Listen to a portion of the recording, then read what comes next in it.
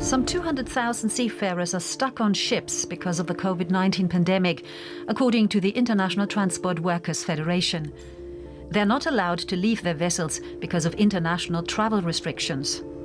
And it's hard for replacement crews to come and relieve them. Thousands of sailors don't have access to health professionals. Experts are warning the situation could become life-threatening for many. Heart attacks and suicides have already been reported aboard some ships.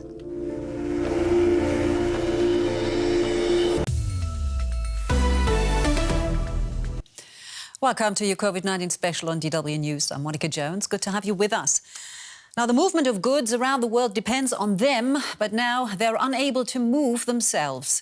On today's show, we're talking about what it means for seafarers to be stranded aboard because of a pandemic, not knowing when they can return home. Our reporter Christina Röder visited a ship that's been allowed to dock in a northern German port, but its crew aren't allowed any further. A few hours ago, the Golden Empress moored in the German port city of Hamburg. Olaf Schröder from the German Seamen's Mission is coming on board today. He's bringing a few things to the sailors who can't leave the ship. The port of Hamburg itself has been allowing shore leave again, but the captain on this ship has decided against it, and the crew is backing him up. But it's okay for our safety reason, because whole world, this pandemic, COVID-19. That's why we stay on board. We will not go shore. We want to go outside, to go some places, but because of Corona, we cannot go outside. The ship will be docked there for 2 days, unloading iron ore. It's a time when those on board have a better phone connection for calling home and better internet than on the high seas. That's why the Seamen's Mission is bringing the sailors German SIM cards for their cell phones. Olaf Schröder just sold a dozen of them, and he has a sympathetic ear for the problems the sailors are facing. If the virus made its way on board, then in the worst-case scenario, it would mean that the ship would have to stay in the harbor. It wouldn't be allowed to leave, and you couldn't even switch out crews because you'd never find a new crew anyway. Before the coronavirus pandemic, many sailors frequented the Hamburg Seamen's Club. Here, they could make free phone calls or transfer money to their families. But since the pandemic, it's mostly empty. Marc Gilles Volante is the exception. His captain gave him permission to leave the ship for an hour so that he could wire his family some urgently needed money. He wouldn't have left the ship for any other reason. For me, it's better stay in the ship and stay away from the people for a while. We are waiting for crew change someday. But it's difficult. But the more we are here on ship, the more money that we have. Members of another crew have been given permission to leave their ship without any restrictions and come here for a few hours. The rooms are well ventilated. Still, they keep to themselves so that they can enjoy their free time without fear of catching the virus.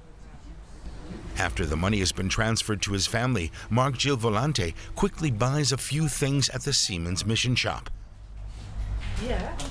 They stock the items that sailors are always asking for: souvenirs, toothpaste, and sweets, and pork chunks, which are pork-flavored chips popular among the sailors.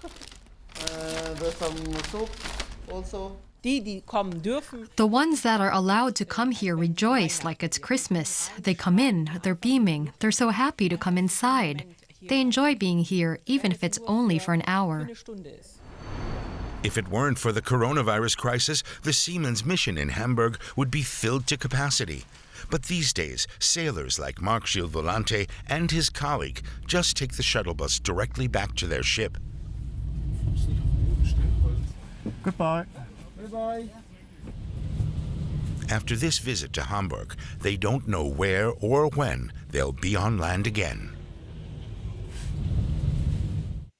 And for more, I'm joined by Maya Schwiegershausen-Gütt from the International Transport Workers Federation. Good to have you with us.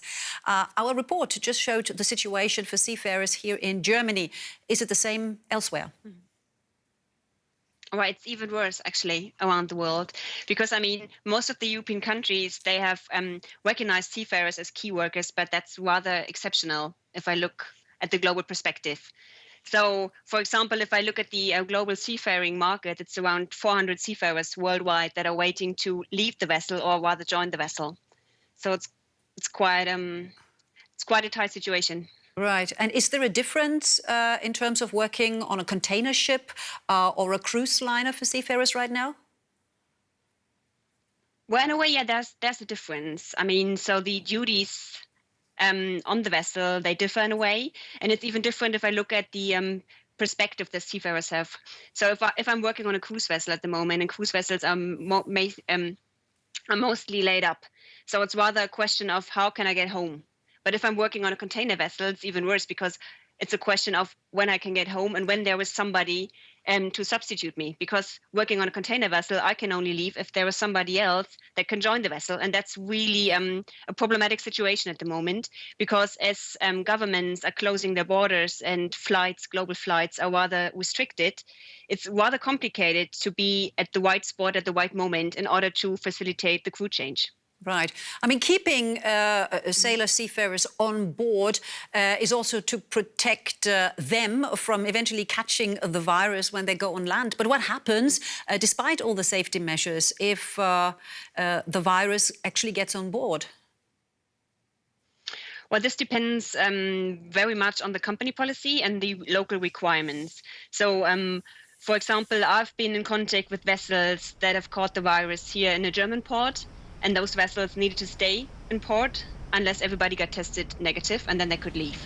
Other things that you can get the seafarers off the vessel and substitute them by other seafarers. But as I already mentioned, crew change is really a big issue at the moment. It's not easy to get seafarers from the vessel, so it's quite a problem.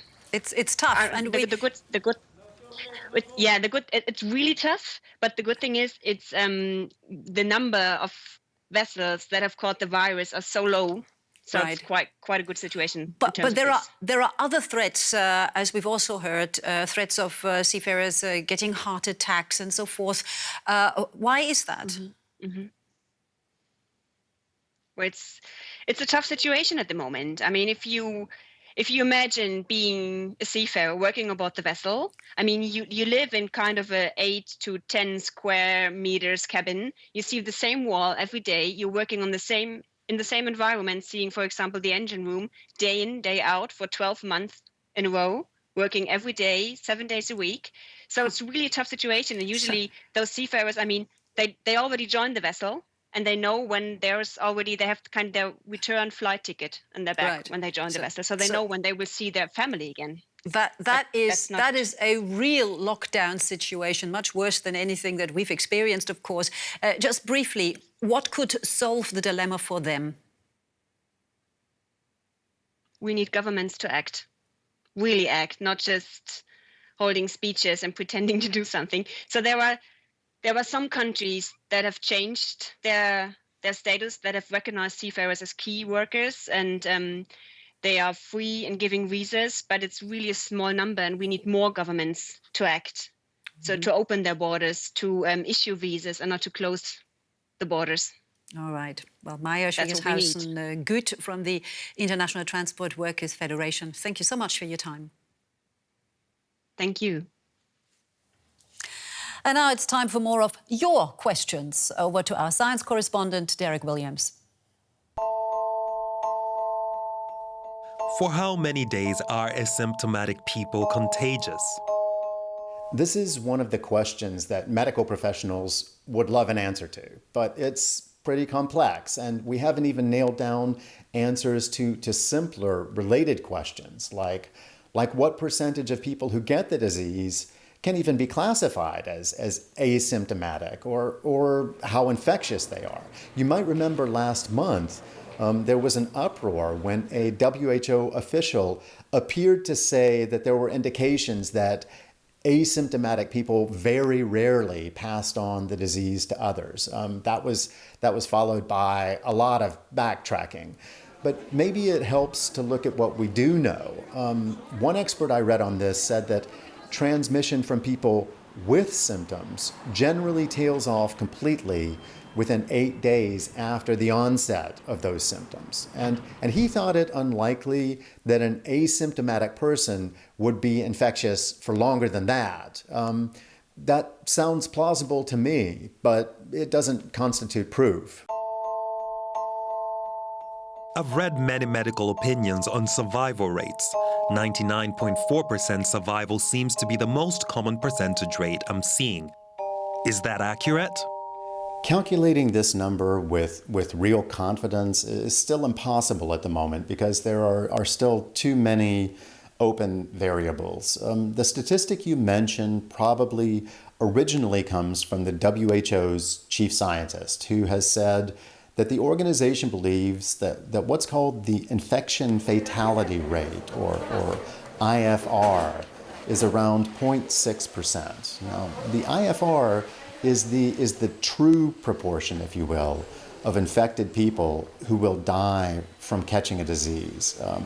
It's not the proportion of people who tested positive and later died, which is known as the case fatality rate.